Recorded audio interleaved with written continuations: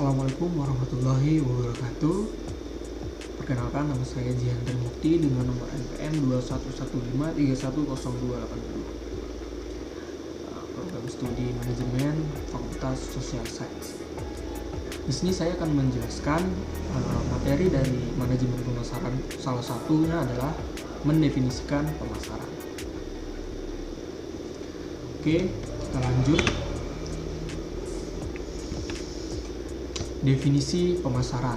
Definisi dari pemasaran ini adalah fungsi organisasi dan serangkaian proses untuk menciptakan, mengomunikasikan, dan memberi nilai kepada pelanggan, dan untuk mengelola hubungan pelanggan dengan cara yang menguntungkan organisasi dan pemangku kepentingannya atau yang disebut American Marketing Association.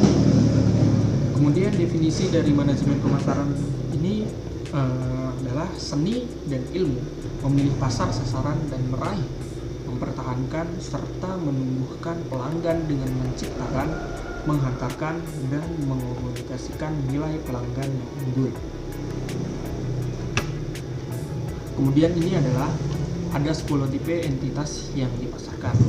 Salah satunya ini adalah barang, kemudian jasa, acara, pengalaman, orang, tempat, properti, organisasi, informasi, dan kemudian yang terakhir ini adalah ide. Nah, dalam contoh untuk pekerjaan saya pada saat ini ada 2 identitas yang saya jalankan atau yang saya pasarkan. Ini adalah barang dan jasa. Berikut ini adalah entitas yang saya pasarkan berupa barang dan jasa. Bisa kita lihat di slide ini. Kemudian slide berikutnya adalah pelaku dalam pemasaran. Pelaku dalam pemasaran sini memiliki 3 opsi. Yang pertama itu adalah pemasar atau yang disebut dengan marketer. Seseorang yang mencari respon, perhatian, pembelian, dukungan dari pihak lain. Kemudian ini yang kedua adalah prospek. Prospek ini adalah pemberi respon. Kemudian yang ketiga ini adalah pasar. Pasar ini adalah di mana pembeli dan penjual berkumpul untuk membeli atau menjual suatu barang atau jasa.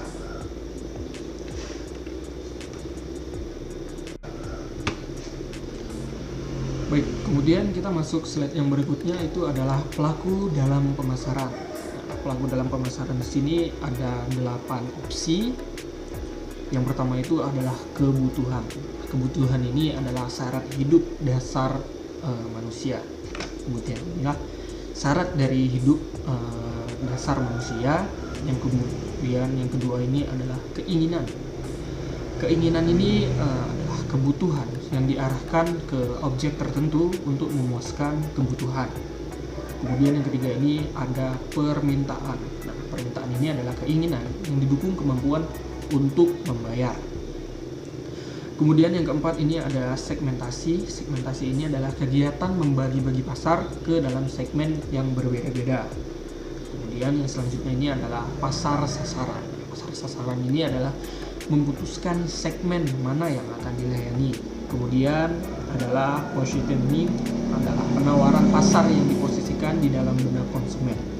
Kemudian yang berikutnya adalah penawaran. Nah, penawaran ini adalah serangkaian keuntungan yang ditawarkan marketer kepada pelanggan untuk memenuhi kebutuhan pelanggan. Kemudian yang terakhir ini adalah merek.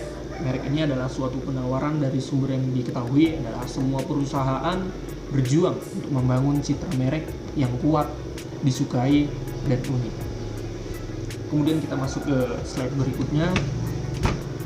Ini adalah orientasi perusahaan terhadap pasar. Konsep awal pemasaran ini adalah yang pertama konsep produksi atau efisiensi. Nah, yang kedua ini adalah konsep produk. Konsep produk ini adalah keunggulan produk. Kemudian yang ketiga ini adalah konsep penjualan, yaitu agresivitas penjualan dan promosi. Kemudian yang keempat ini adalah konsep pemasaran, yaitu berorientasi pasar. Kemudian yang terakhir ini adalah konsep pemasaran holistik, yaitu adalah perspektif dan integrasi. Baik, kemudian kita masuk ke slide slide berikutnya atau slide terakhir, yaitu adalah tugas manajemen pemasaran. Nah, tugas manajemen dari pemasaran ini pun terdiri dari 8 opsi. Yang pertama, salah satunya adalah mengembangkan strategi dan rencana pemasaran. Yang kedua adalah menangkap pemahaman atau gagasan pemasaran. Yang ketiga ini adalah berhubungan dengan pelanggan. Yang keempat adalah membangun merek yang kuat. Kemudian yang kelima, membentuk penawaran pasar. Yang keenam, menghantarkan nilai. Kemudian yang ketujuh adalah mengkomunikasikan nilai. Kemudian yang terakhir adalah menciptakan pertumbuhan jangka panjang. Berikut presentasi yang dapat saya jelaskan di sini. Terima kasih, saya Jendri Mukti. Assalamualaikum warahmatullahi wabarakatuh.